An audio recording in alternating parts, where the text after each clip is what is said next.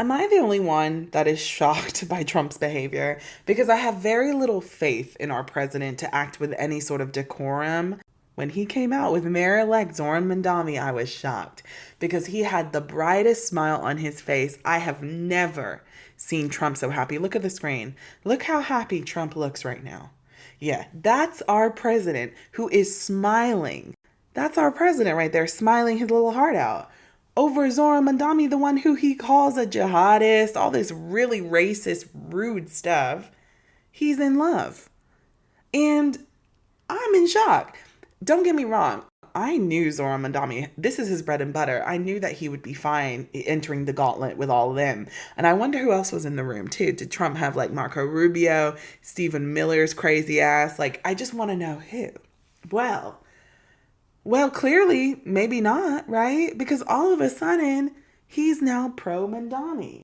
And the MAGAs are pissed. Because you have to remember, Trump incited a lot of this hateful rhetoric. He has started a lot of hate towards the Muslim community, towards Mamdani and his campaign, all of that. Like, Trump has been the number one hater. And now he's done a full 360 and he's besties with him. Not only that, look at the screen again.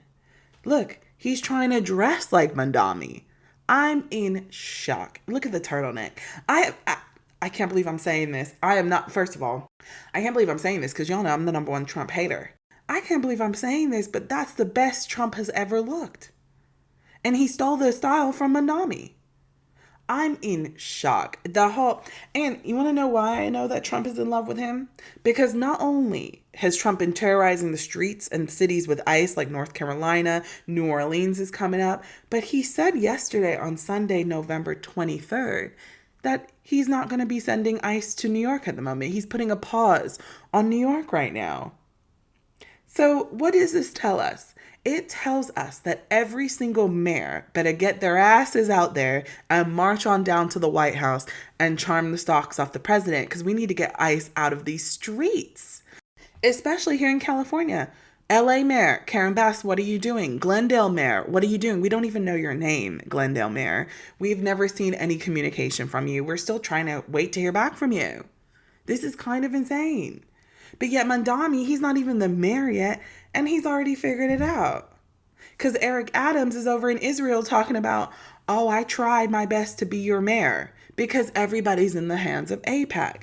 And I know I'm going on a tangent right now, but that just brings up a whole other point that I want to discuss real quick about AIPAC. Because, you know, morally, I will never vote for a candidate again now that I know AIPAC, now that I'm very familiar with the foreign lobbyist group and Benjamin Netanyahu and the genocide in Palestine and Israel's war on Palestine.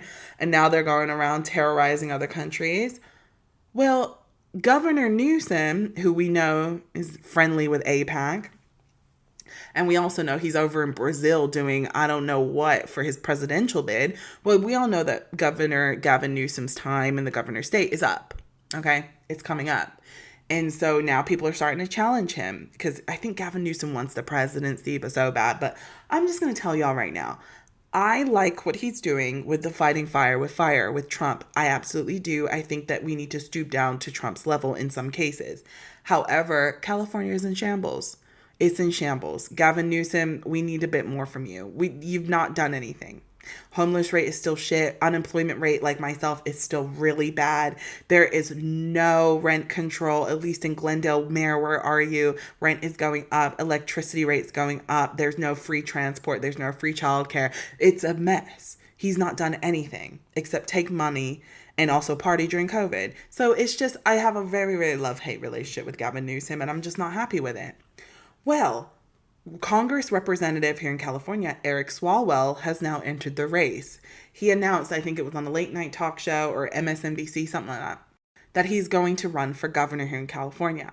Now, I'm going to do a whole episode on California politics because obviously since I live here, it means more to me. I am thinking about moving though because I can no longer afford to live in California.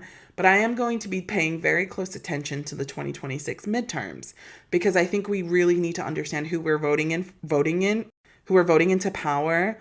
Whether if it has a Democratic tag on it, it doesn't mean that they're progressive, right? That we've all learned the hard way. I think we all learned with this AIPAC stuff.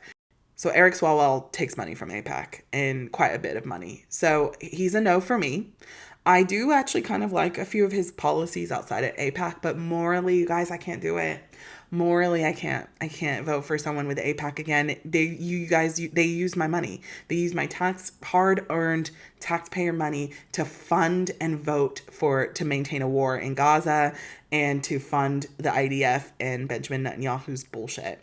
So I also think we're going to find out a lot more with Israel and Epstein ties. So it's this circle. I'm not falling down it again. So Eric Swalwell, I mean, I do think he's going to win because I think there's a lot of people in California that maybe can turn an eye to AIPAC, and they have other maybe they're single issue voters for other causes. It is what it is. But I really strongly urge people in California, if you're listening to this, to really do research into your candidates, okay? Just because they have a Democratic tag does not mean they're good folk, if you get my drift. So going back to Zoran Mamdani and Trump, because that is the new love affair that I think has taken the world by storm. And Trump actually confirmed it when he said to the media during the post-meeting interviews, whatever, panels, and he goes, I've had world leaders come to my office. I've had world leaders visit the White House. I've had very influential people, but no one has been so excited. The media has never been so excited for Zoran Mamdani to come. And it truly was they truly are an interesting duo. But I want everybody to just stay the course, because Donald J. Trump, this is what he does. He's a manipulator. He's a narcissist. He has a big ego. He loves winners.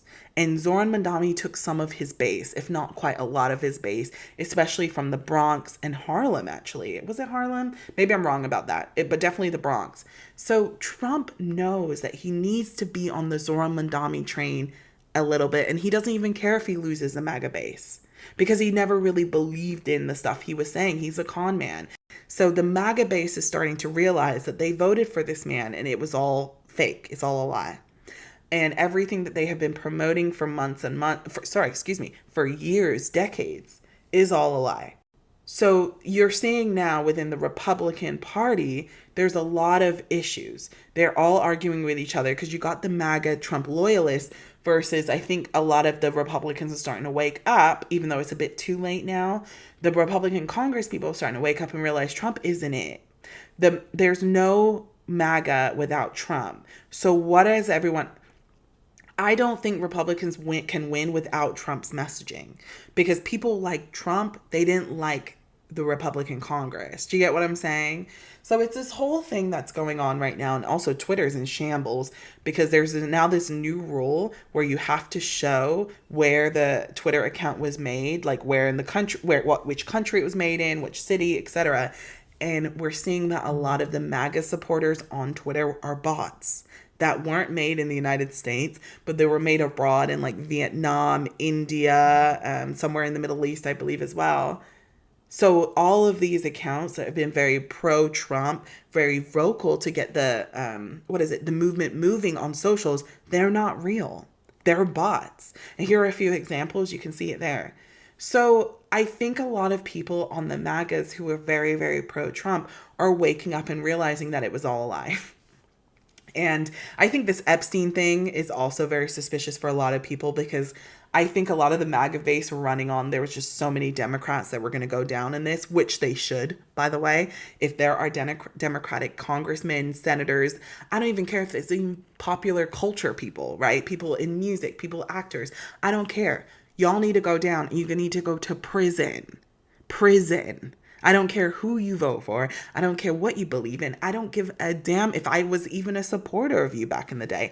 I don't care. You need to go down because you were complicit to a sex trafficking ring for decades. We're starting to realize. So that's what I just want to say. Trump is a manipulator. Don't believe it. It's really funny. I get the memes are funny. It's a funny moment in time. Trump is now changing his style. He's starting to try to be hip because he wants to be Mamdani so bad. And don't think we ever forgot about Bubba. We have never forgot about Bubba. We're just trying to figure out who Bubba is. And so I'm going to do a whole other thing about that later, because that to me is crazy. But Zora Mandami, you knew exactly what you were doing, and you did that for the people of New York. And that's exactly what a mayor does. I don't care if people are mad that he went to go see Trump. This is exactly what you need to do with an egotistical, narcissist president.